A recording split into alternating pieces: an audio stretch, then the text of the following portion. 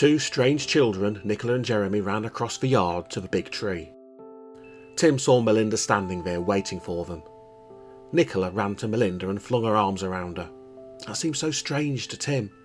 He never forgot that Melinda was a witch, even if she was a safe witch.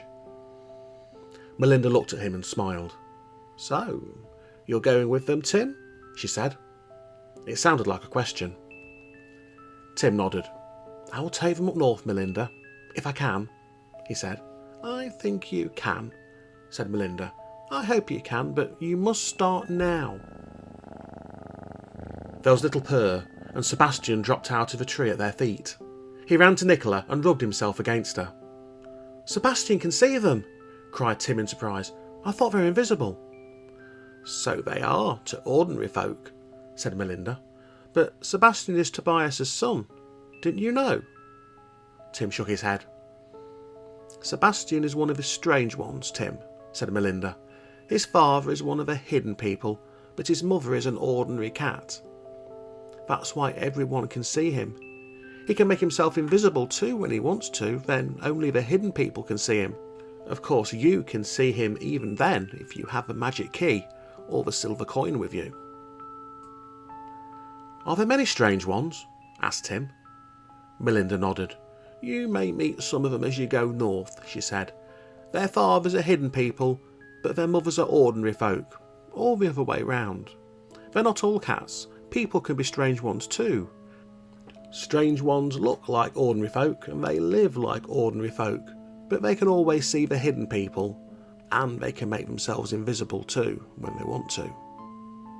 "How shall I know them?" asked Tim. "It's not always easy to tell," said Melinda, "but you'll know if they can see the children. There's one of the strange ones I hope you will meet. His name is Alan Tremaine. You can trust him.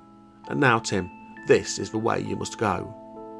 Melinda pulled an old and tattered map out from under her shawl. "The children's grandfather lives on an island in the west, far out to sea. The ordinary folk used to live there too, but they left long ago. The hidden people stayed. It's a lonely place and a wild, stormy place. The hidden people like it very well. Grandfather Strome lives there, and he knows you're coming. I sent an owl to tell him. Look at this map." She opened out the map so that Tim could see it. It showed the west coast of Scotland. "You couldn't get out to the island yourselves," she said, "unless you took a broomstick, and that's too dangerous. The wind witches will be flying along that shore. You wouldn't be safe on your own. Grandfather Strome can change the wind. He'll bring his boat out to this little cove. Look." Melinda's long, bony finger came down on the map. "It's called the Cove of the Dark Tower. I've marked it with a cross. The cliff juts into the sea at one side of the cove like a great tower of black rock. When you get to the cove, you must light 3 fires on top of the dark tower. The seabirds nest on the rocks there. They will take a message to Grandfather Strome, and the next night he'll bring his boat to the cove. He'll take the children back with him to the island." "What do I do then?" asked Tim.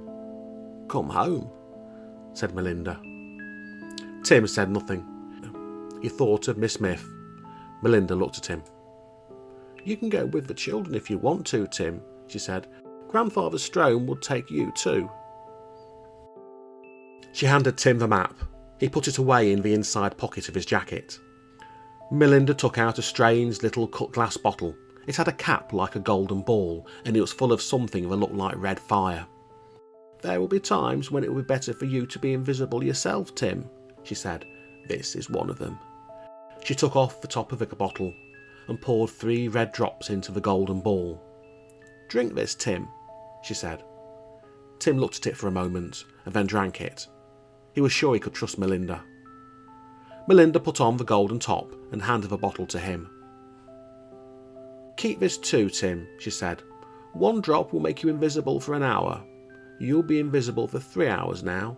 The ordinary folk won't be able to see you. The hidden people can still see you, of course, so be careful. Now we must go. You must get away from here while the sun is up. You mustn't travel in the dark.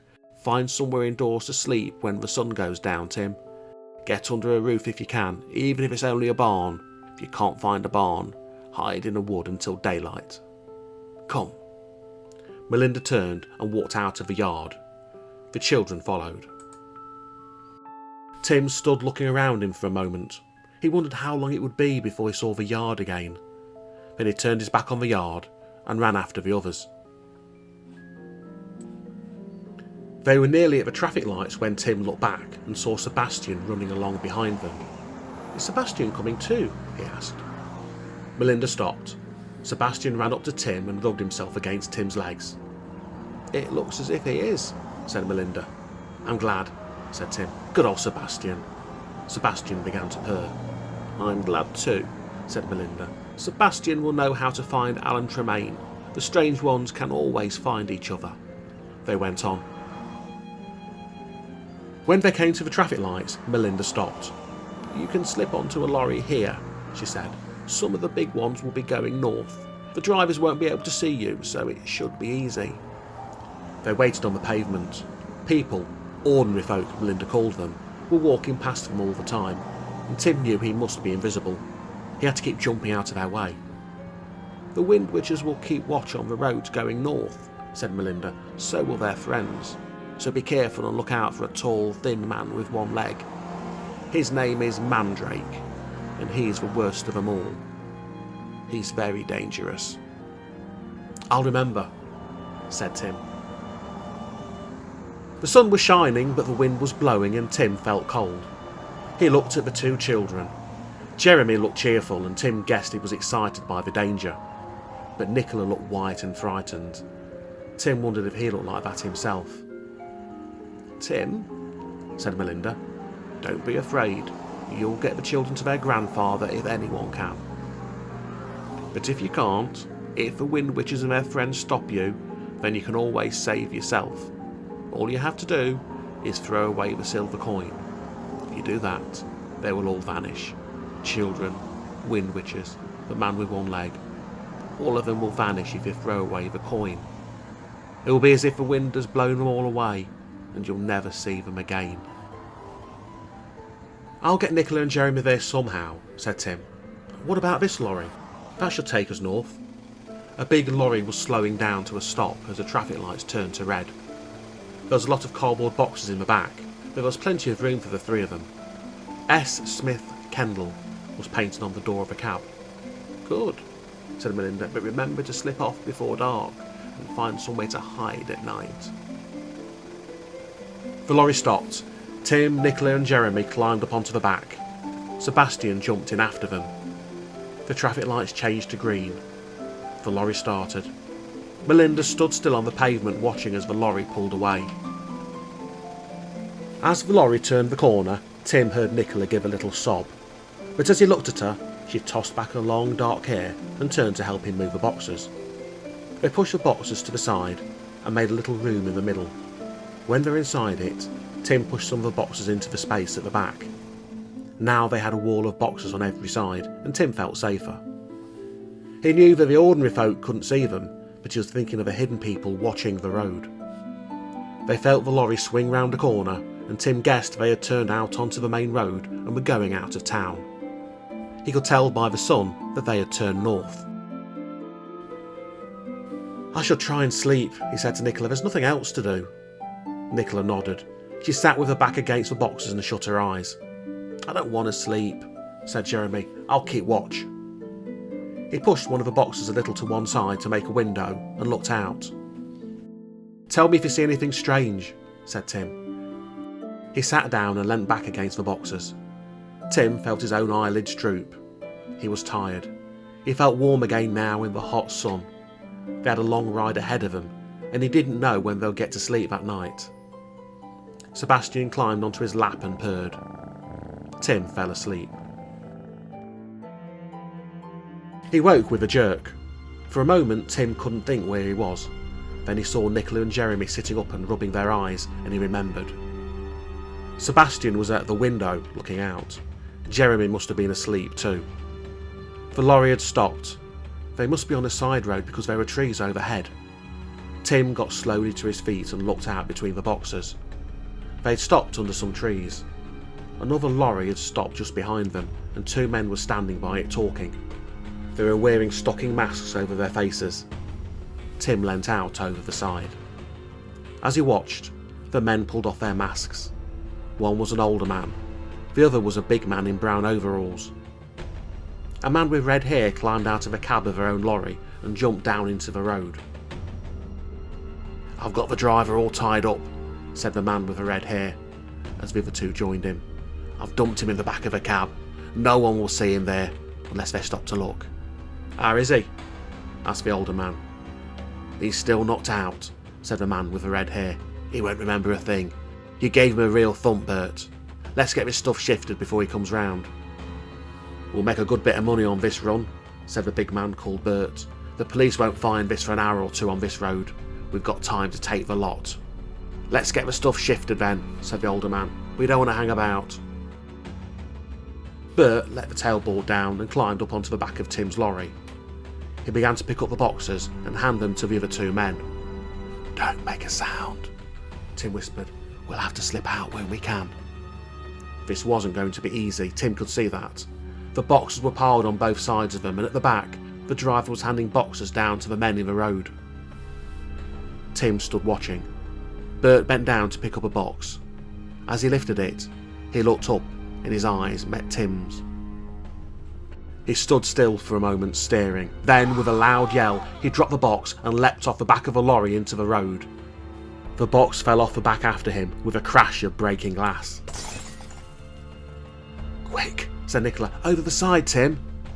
Tim turned. Nicola had pushed the boxes at the side along a little way. There was just room for them to slip through the gap. "This way," she whispered. "Into the wood, Tim, quickly." Jeremy had already jumped down into the road. Nicola followed him, and Tim slipped through the gap after her. There was a ditch at the side of the road and then a little wood.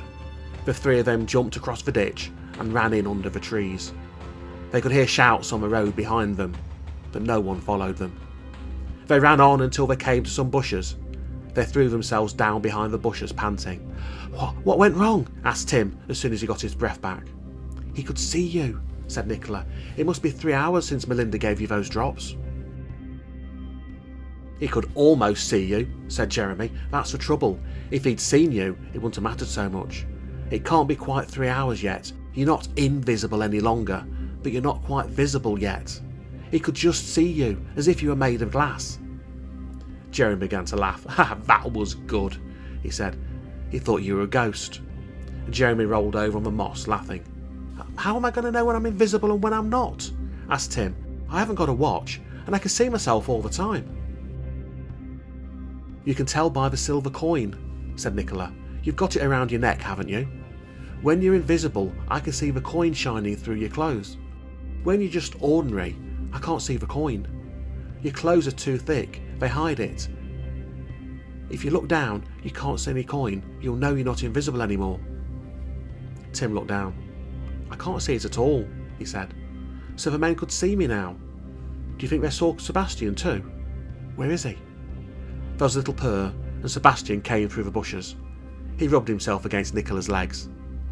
"Sebastian can make himself invisible when he wants to," said Nicola. "He's a strange one. He doesn't have to take any drops." "I'd better take some more," said Tim. "I've got to get to a telephone. I don't want them to see me." He took the bottle out of his pocket and poured 3 drops into the golden cup and drank them. He looked down at his chest. He could see the silver coin shining through his clothes. "What do you want a telephone for?" asked Jeremy. "Those men knocked out the driver of our lorry," said Tim. "Didn't you hear them say so? He may be hurt. I'll have to phone the police. Come on." He got up and led the way through the trees. They could hear the men on the road behind them, but no one followed them. They soon came to a field at the other side of the wood. There was an old barn in the far corner of the field and a gate leading to a road. "Come on," said Tim. "We haven't much time." They ran across the field and climbed over the gate. Tim looked down the road. He could see another road not far away. A red telephone box stood at the corner outside a little cafe. "That's a bit of luck," he said. "You wait here. I won't be long." Tim ran down the road. There was a signpost at the corner and a board saying Badger's Cross. Tim slipped inside the box and dialed 999. "Emergency, which service?" "Police," he said when someone answered. The man at the other end began to ask for his name, but Tim cut in. "I can't tell you my name. he said, but I'm phoning from a box at Badger's Cross. There's another road near here on the other side of the wood. There are some men on that road. One of them's got red hair. They've hijacked a lorry and they've knocked out the driver. I think he's hurt. They put him in the cab. They're stealing the load. Tim put down the phone. As he turned to go out of the box, he saw a boy with a bicycle standing outside. He was staring at the telephone. For a moment, Tim thought the boy had seen him, but then he remembered he was invisible. He must have seen the phone hanging in the air all by itself, thought Tim. I don't wonder he's frightened. He'll be more frightened in a minute too.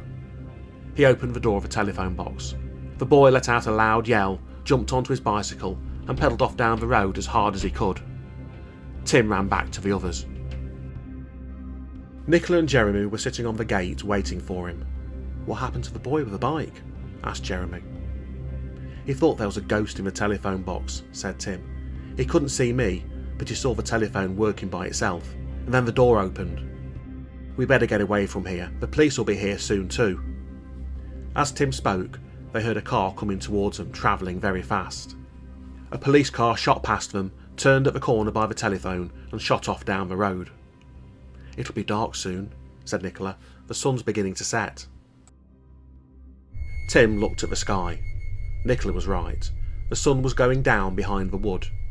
He remembered what Melinda had said. Find somewhere indoors to sleep when the sun goes down. Get under a roof if you can, even if it's only a barn. He looked at the old stone barn in the corner of the field. It looked just the right place for them.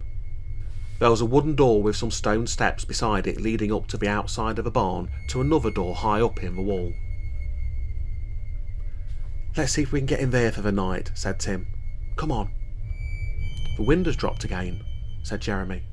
Melinda must have worked another spell, but it's going to be cold. I'm cold now. Nicola shivered. I don't mind the cold, she said, just as long as there isn't a wind. Then the wind witches can't fly north. They went over to the barn, opened the door and looked in. The barn was clean and dry and empty. Let's see what's upstairs, said Tim. I want to find some hay and we daren't light a fire. They shut the lower door and went up the stone steps with Sebastian at their heels. As soon as he opened the top door, Tim knew they had found the right place. The top of the barn was half full of hay. Nicola and Jeremy went into the top of the barn to explore, and Tim went down the steps again to find a big stone to put inside the door. By the time he came back, Nicola and Jeremy had found a comfortable place in among the bales of hay. They sat down and pulled some of the hay around them to keep them warm. They were all hungry. They ate their last cakes and apples and all the cheese and biscuits and chocolate. We'll be much safer sleeping here, said Tim.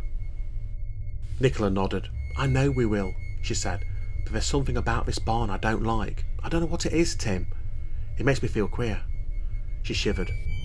I expect you're still cold, said Tim. Anyway, we'll get up as soon as it's light. We've got to find another lorry going north. It was dark inside the barn. There was only one small window and that was covered with cobwebs. Outside the barn, the light was beginning to fade. They had all slept that afternoon, but they were all tired. Jeremy was asleep almost as soon as he finished his supper. Nicola pulled some loose hay over him to keep him warm, and then lay down herself. Sebastian curled up into a ball. Tim wondered if he should keep watch, but he knew he was too tired to stay awake. He lay down in the hay and fell asleep. When Tim opened his eyes, it was still dark. Something had woken him. He sat up. The moon was shining in at the window, and he could see Sebastian standing at his feet in the moonlight. Sebastian's eyes were shining, and his tail was waving. Sebastian must have woken him, but why? Tim heard a strange sound below him. There was someone down below them in the barn. Nicola and Jeremy were still sleeping. Very softly, Tim got to his feet. Sebastian turned and led the way to the other end of the barn. There was no hay at the far end, just bare boards. The boards were old and there were wide cracks in between them. Tim could see light shining through the cracks, and he could hear strange noises down below. Very softly, he lay down on the floor. He shut one eye and looked down with the other through a wide crack between two boards. 7 witches were sitting in the barn below him. They had red skirts and silver cloaks, and long hair falling down over their shoulders. They were sitting in a ring. Each witch had a tall pointed red hat on the floor beside her, and each witch had a candle with a strange blue flame in front of her. In the middle of the ring there was an old weathercock. It had been pushed into the ground. Tim could see the letters on it, N-S-E-W, for north, south, east and west. They were made of metal and shone in the light of the blue candle flames. A white cock was standing in the middle of the letters. As Tim looked, the cock moved its head. He was a real live cock. Tim could see his eyes shining. The witches began to whistle. It was a strange, high sound and seemed to come from very far away. Suddenly, one of the witches stood up. She tossed back a cloak and took something out of a sack on the floor. She held it out in the candlelight, and Tim saw that it was an ivory dragon. The witch holding the dragon began to sing. The whistling grew louder and louder, but Tim could still hear the words of the song. "Crow, cock, crow! Blow, wind, blow!" sang the witch. "Crow, cock, crow! Blow, wind, blow! As the fire flames out of the dragon's mouth, the wind will blow, the wind from the south. Crow, cock, crow!" As she cried, "Crow, cock, crow!" for the third time, a long flame of fire streamed out of the mouth of the ivory dragon towards the white weathercock. The cock opened its beak and began to crow. There was a strange whistling sound outside the barn. It seemed to come in answer to the witches. Tim heard the window shake. The door in the wall below him blew open, and a great gust of wind blew into the barn. The dragon's fire died away. The 7 blue candle flames were blown out, and everything was dark. Tim sat up slowly. Sebastian ran to the window. Tim followed him and looked out, staring up into the sky. The 7 witches were out there, riding the wind. Up they went, high up into the sky, with their silver cloaks blowing out like sails in front of them, and their tall red hats pointing towards the stars. Then they turned north, high up over the roof of the barn, and were gone. Tim went slowly back to his place in the hay. Nicola and Jeremy were still sleeping.